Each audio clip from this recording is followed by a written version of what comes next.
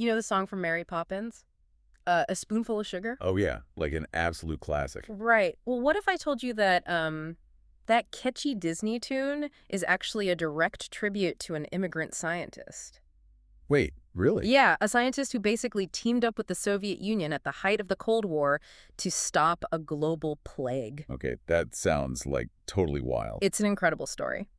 So, welcome to today's deep dive. It is Wednesday, April 15th, 2026, and today we are unpacking the Wikipedia page plus a big stack of sources on the life of Albert Bruce Sabin. And, this isn't just a medical biography. It's really about, It's a masterclass, honestly. exactly, a masterclass in curiosity, geopolitics, and, unimaginable philanthropy. Yeah. We're looking at how this one guy shifted the whole paradigm of polio. Going from just, surviving this devastating disease to completely breaking its chain of transmission. Which is huge.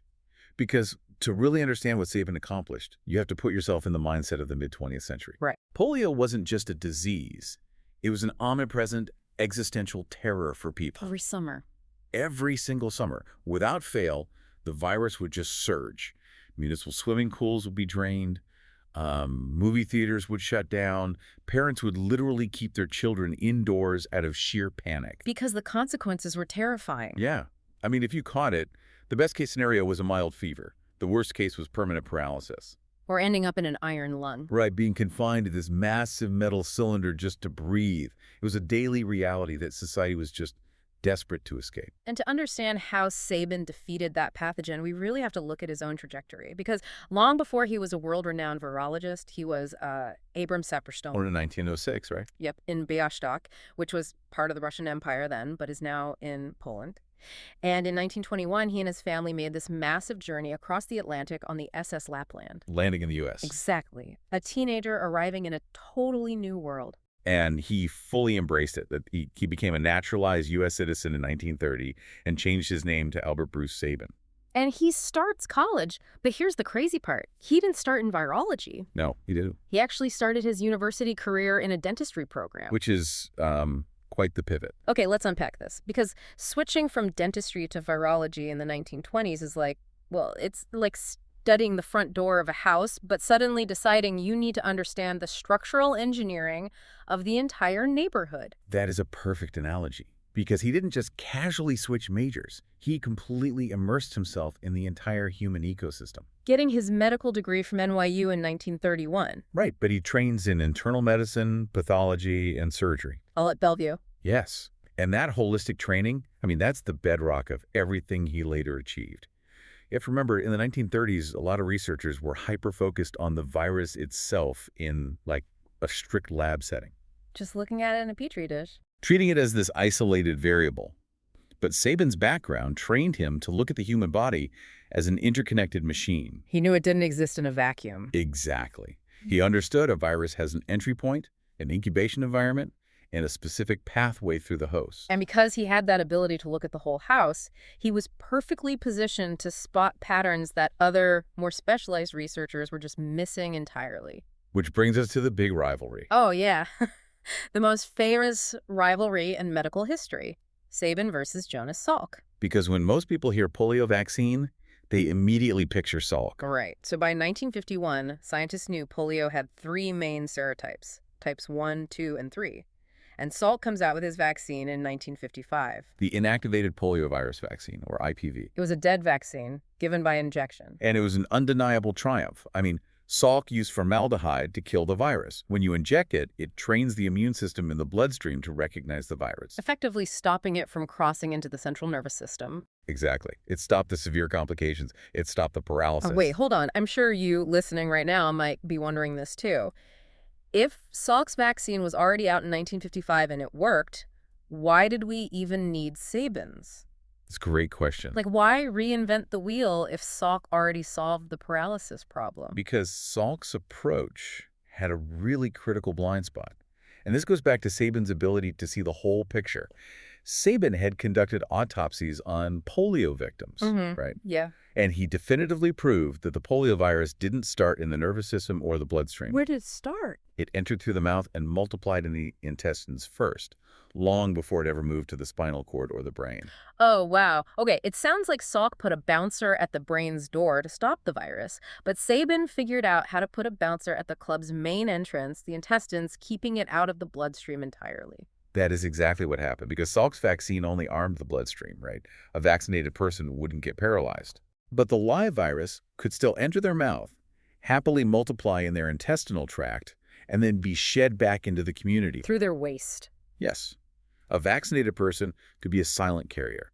So the individual was protected, but public health was not. The disease was still circulating, so Salk gave people a bulletproof vest, but Sabin wanted to basically confiscate the guns entirely. He wanted to break the chain of transmission. And the only way to do that was an oral vaccine that goes straight to the gut. An OPV, oral poliovirus vaccine. Right. But unlike Salk, Sabin didn't use a dead virus. He used a live, attenuated virus. Which I have to admit really confused me when I was looking at the sources. Like, if you give millions of children a live polio virus, why doesn't that just give them polio? It's all about that word attenuated, which basically means weakened. Okay. Sabin spent years passing the virus through different non-human cells, like monkey cells.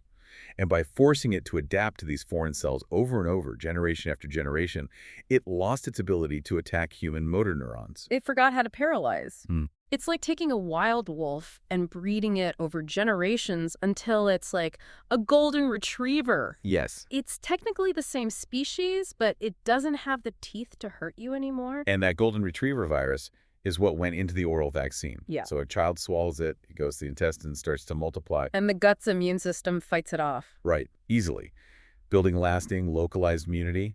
So if that child ever encounters the real dangerous polio later, their gut neutralizes it instantly. Blocking it from ever entering the bloodstream. And keeping them from shedding into anyone else. It was revolutionary. Though we should definitely mention that growing this virus on such a huge scale wouldn't have been possible without another massive discovery. Oh, absolutely. The tissue culture breakthrough. Yeah, in 1949, Enders, Weller, and Robbins figured out how to grow the virus in non-nerve tissue. Which won them a Nobel Prize in 1954. It meant you could make vaccines cheaper and easier. Right, because having a brilliant, cheap vaccine in the lab is useless if you can't test it. And Sabin had a huge problem there. Because Salk's dead vaccine was incredibly popular in the U.S. Highly popular and heavily backed by the March of Dimes. The U.S. Public Health Service felt like, well, we've solved polio. So they were stalling Sabin's work. So Sabin starts small. In 1954, he tests this live mutant virus on himself, his family, his colleagues, and even inmates at the Chillicothe, Ohio Reformatory. He literally swallowed the experimental virus himself. Which is a level of conviction you just do not see often. No, you don't. But he knew a few dozen people wouldn't convince the government. He needed a massive population to prove it worked on an industrial scale. And here's where it gets really interesting. Because he's facing red tape and no funding at home. So he looks across the globe and makes a decision that is, it's almost unthinkable for the 1950s. We are talking about the height of the Cold War. Right. McCarthyism is running rampant. The space race is gearing up. The threat of nuclear war with the Soviet Union is like a constant reality. A suffocating reality. And right in the middle of this geopolitical powder keg, Albert Sabin, an American scientist, initiates a direct collaboration with Mikhail Chumakov, a leading Soviet virologist. This is like Marvel and DC pausing a massive legal feud to co-write a comic book that saves the world. That's exactly what it was like. He bypassed domestic red tape by teaming up with the Soviet Union. I'm still trying to wrap my head around the logistics of this. How does an American scientist in the 50s just casually coordinate a massive medical trial with the USSR? Well, it took an immense amount of political navigation.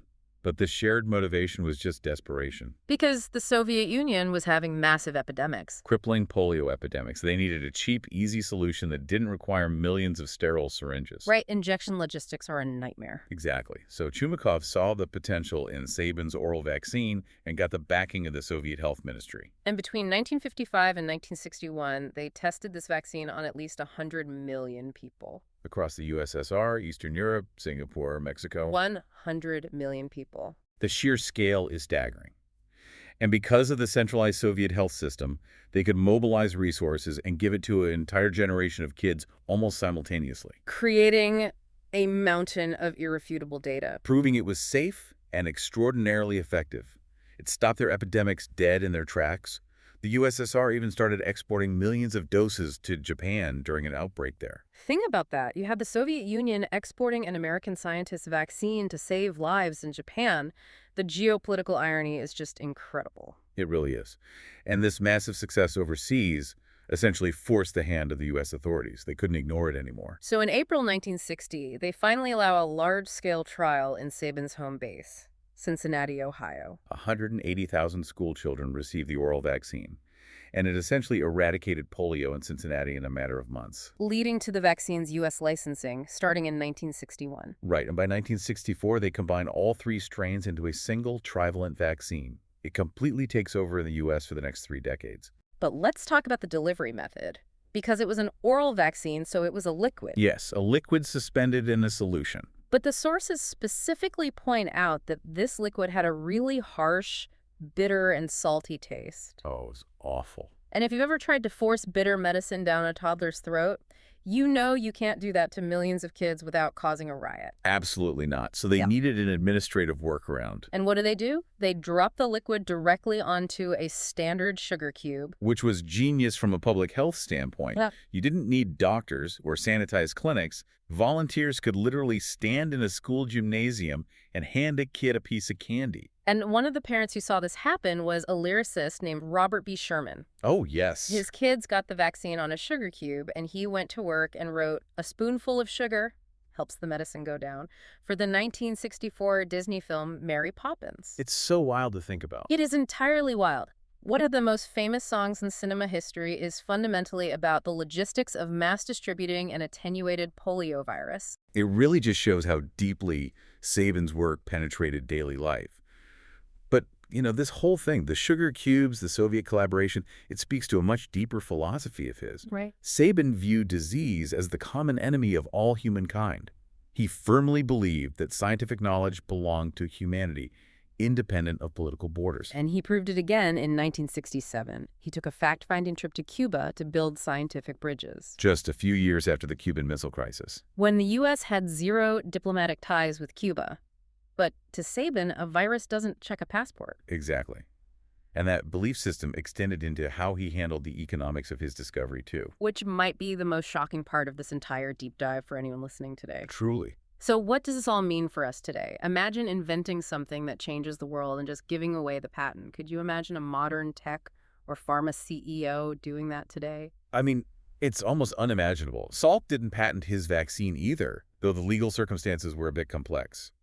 But Sabin made a highly intentional, categorical refusal to patent his oral vaccine. He waived all commercial exploitation. He wanted to ensure that pharmaceutical companies would keep the price as close to zero as possible, guaranteeing the most extensive spread of the treatment, especially in developing nations. He didn't make a single penny from a vaccine that arguably saved billions of dollars in medical care. Not one penny.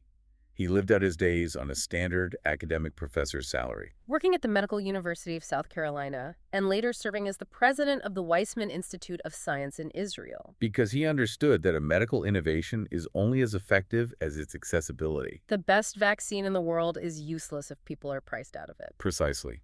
And the world did try to thank him. He received the Presidential Medal of Freedom, the National Medal of Science. And, ironically, the USSR's Order of Friendship Among Peoples in 1986, their highest civilian honor. But his later years were marked by this deeply cruel irony. Yeah. In 1983, when he was 77, he developed severe calcification of the cervical spine.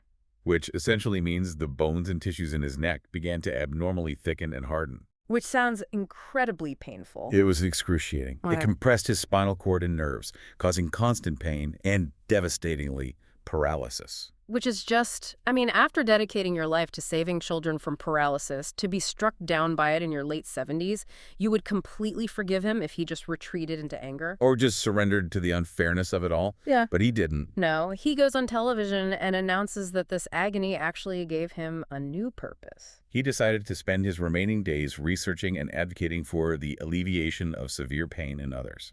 He used his own physical collapse as the catalyst for one final mission.